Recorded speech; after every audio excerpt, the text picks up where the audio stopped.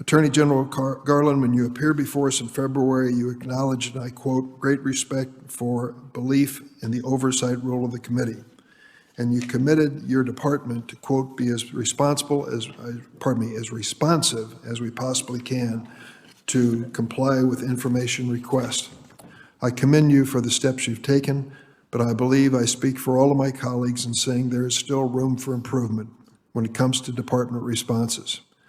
And the department must deliver on its mission to ensure fair and impartial justice. Let me give you an example.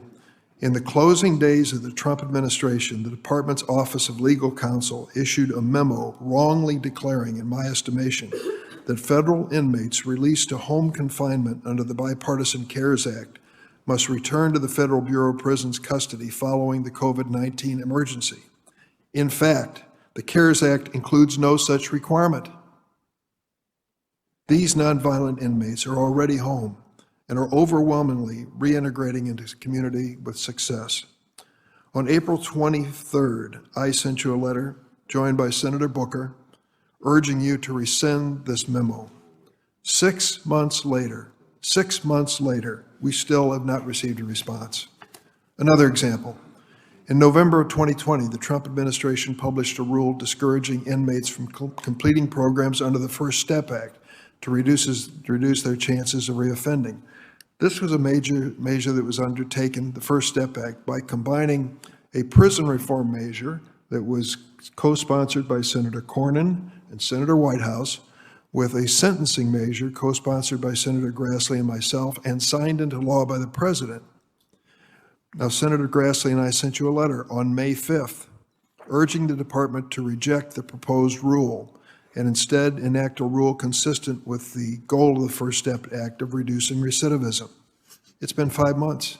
In fact, more than 5 months. We still haven't received a response. The First Step Act allowed the Bureau of Prisons to grant compassionate release in extraordinary and compelling circumstances, such as a once-in-a-century global pandemic. Under the Trump administration, listen to these numbers, the Bureau of Prisons denied all but 36 of 31,000 compassionate release petitions filed during the pandemic. In the first 6 months of the Biden administration, the Bureau of Prisons approved just 9 compassionate release requests. This is extraordinary. When the infection rate in the Bureau of Prisons was 6 to 7 times the national infection rate and the death rate equally appalling, when compassionate release requests were received, 31,000 of them, only 36 were allowed. Meanwhile, the pandemic has been devastating in our Bureau of Prison facilities. 265 inmates have died, including 6 within the last few weeks. The death of a 42-year-old man in August came after the Department of Justice denied his compassionate release request. Republicans and Democrats worked together to pass the First Step Act to make our justice system fairer and our communities safer. These reforms are only as good as their implementation. Attorney General Garland, as you come before this committee, the right to vote and to have the votes of every American counted is under attack like no time in decades. This year alone, state legislators have introduced more than 425 bills, making it more difficult for Americans to vote, particularly people of color. 19 states have enacted 33 of these laws. Some of these laws set new limits on voting by mail. Others cut hours for polling locations. All of them are designed to achieve the same outcome, make it more difficult to vote. At the same time, big lie proponents are pushing new laws to give partisan state legislators the ability to overturn election results they don't agree with. They are ousting local election officials who faithfully apply the law and oversaw an election that Trump's own Department of Homeland Security called the most secure in American history. And their efforts coincide with an unprecedented increase in violent threats towards state and local election officials. I'd like to add at this point about these violent threats. It is rife across America. Those of us who are airline passengers know what the flight attendants are facing with thousands of confrontations, even violent confrontations, over wearing masks on aircraft. I've sent a letter to you, joined by others, saying this has to be taken seriously. These assaults in the so-called name of liberty are unacceptable. And your October 4th memo relative to schools and school board officials and their own peril at this point, I think should be mentioned. I have heard statements from members of this committee which I think are really inconsistent with reality. Those who think the insurrectionist mob of January 6th was merely a group of tourists visiting the Capitol ignore the pillaging, the deaths, and the serious injuries to over 100 law enforcement officials. And those who argue that school board meetings across America are not more dangerous and more violent than in the past are ignoring reality. I went on and just typed in this morning, school board violence on one of the search engines. Page after page is coming up. In my state of Illinois, Minden, Illinois, is a small rural town in Adams County, the western part of our state, that I have represented for almost 40 years. It is a quiet, solid community, and yet they had their own instance at a school board meeting where an individual had to be arrested because he had threatened violence against the school board members over masks in schools, for example. That story is repeated over and over again. The state of Minnesota, Senator Klobuchar knows the story well. The state of Idaho. We are seeing violence at these school board meetings at an unprecedented number. I think you made it clear that, and you don't believe that we should infringe on free speech. But free speech does not involve threats and violence, period. And we ought to join with local law enforcement officials to protect the school board members who are being intimidated in this way. I want to close by mentioning an issue I said to you personally. I'm honored to represent the city which you grew up in and which I now visit with great frequency, obviously, and that's the city of Chicago. The gun violence situation there is intolerable, intolerable. And we're not the only city in America by any means that's facing this. We need to have your assurance that there is a concerted, determined effort to deal with gun violence at the federal level, coordinating our effort with the state and local officials. With that in mind, I hope we can reach some agreement to do so very quickly. And let me hand it off now to the ranking member, Senator Grassley. Thank you, Chairman Durbin. This committee has a constitutional obligation to ensure that the department complies with the laws that we write and execute those laws according to our intent. In the performance of our constitutional duty, we write letters seeking answers and records from the department and its component agencies to better understand what they're doing. Likewise, the entire executive branch, not just DOJ, has an obligation to respond to congressional oversight requests. Today, I can say with confidence that under General Garland's leadership, the department has failed across the board to comply with this committee's Republican oversight request, and I appreciate very much Chairman Durbin pointing out a letter that he and I wrote 5 months, haven't received an answer. If my name being on that letter has any reason it hasn't been responded to, I'll take my name off of that letter. In contrast, General Garland, you've provided Democrat colleagues with thousands of pages of materials.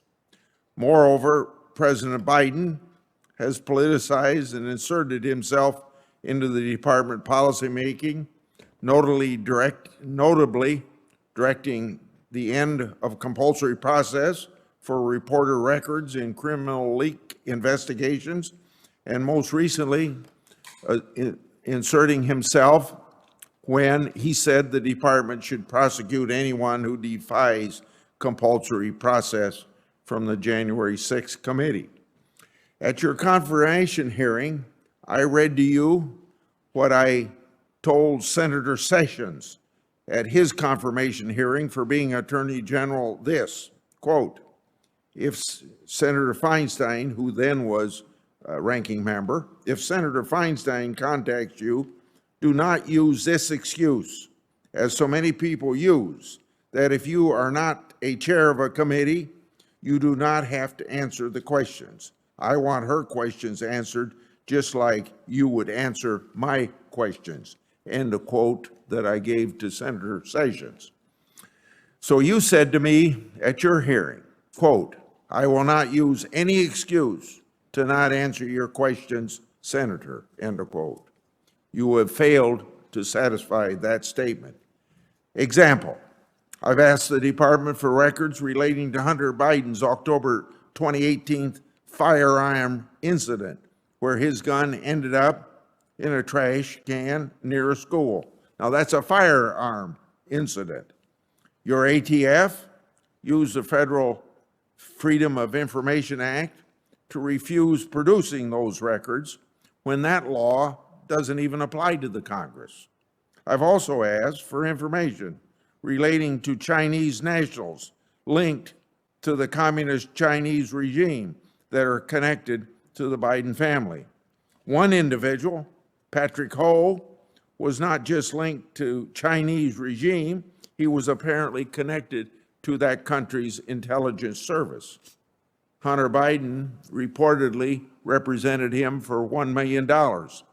Now, even though the department already made public in court filings that DOJ possesses FISA information relating to Patrick Ho, in response, you stated, quote, "Unfortunately, under the circumstances described in your letter, we are not in a position to confirm the existence of the information that is sought if it exists in the department's possession." Well, let me emphasize, well, you already made it public in a court filing. So you're telling me you can't even confirm its existence. Now, with respect to the criminal investigation of Hunter Biden, Senator Johnson and I wrote to you twice this year regarding a person named Nicholas McQuaid. Mr. McQuaid was employed at a law firm until January 20th, 2021, when he was hired to be then acting Assistant Attorney General for the department's criminal division. Before he was hired, he worked with Christopher Clark, who Hunter Biden reportedly hired to work on his federal criminal case a month before President Biden's inauguration. Now, the department hasn't disputed any of these facts. However, you refuse to confirm whether Mr. McQuaid recused from the Hunter Biden case. That seems to be a pretty simple thing to say one way or the other. The son of the President of the United States is under criminal investigation for financial matters.